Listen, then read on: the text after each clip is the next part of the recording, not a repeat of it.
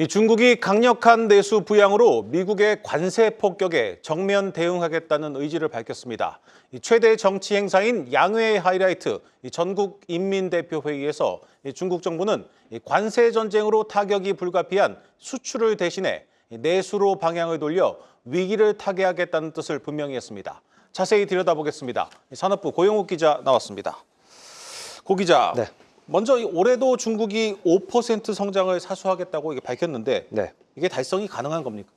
네, 사실 이 중국 정부가 이번 전국 인민대표 대회에서 제시한 5% 경제 성장률은 이제 3년째 같은 목표인데요. 네. 달성하기는 어느 때보다 힘들어진 사실 좀 더 도전적인 목표입니다. 네. 미국 트럼프 정부가 중국에 추가 관세를 물리면서 관세율이 평균 45%까지 높아졌기 때문입니다.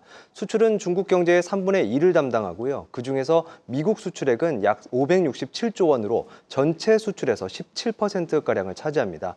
트럼프 대통령은 중국 관세율을 60%까지 높이겠다고 공언해 왔는데요. 중국의 한 증권사는 이 경우 중국 경제 성장률이 1.4%포인트 하락할 수 있다는 전망을 내놓기도 했습니다.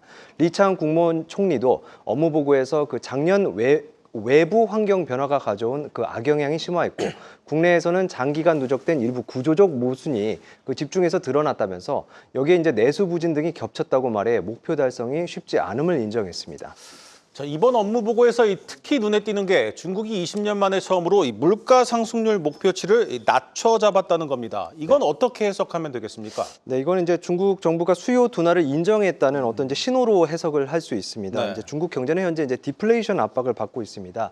지난 2019년 2.9%에 달했던 소비자 물가 상승률이 2023년과 24년 0.2%까지 떨어졌습니다. 임금과 물가는 통상 한 번 오르면 내려가기는 더 어려운 만큼 디플레이션이 자연적으로 발생하는 건 드문 일인데요. 네. 중국 디플레이션 위기의 원인은 바로 제조업 전반의 과잉 생산입니다. 대표적으로 이제 자동차의 경우 지난해 2,300만 대가 팔렸는데 생산 능력은 4천만 대나 되고요.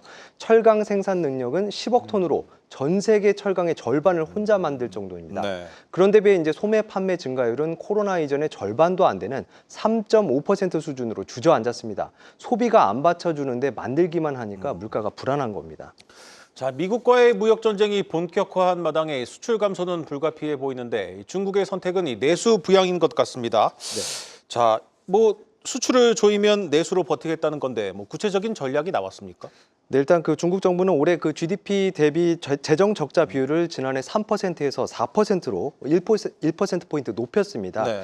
이제 재정 적자의 규모는 우리 돈으로 지난해보다 약 320조 원 늘어난 1,130조 원입니다.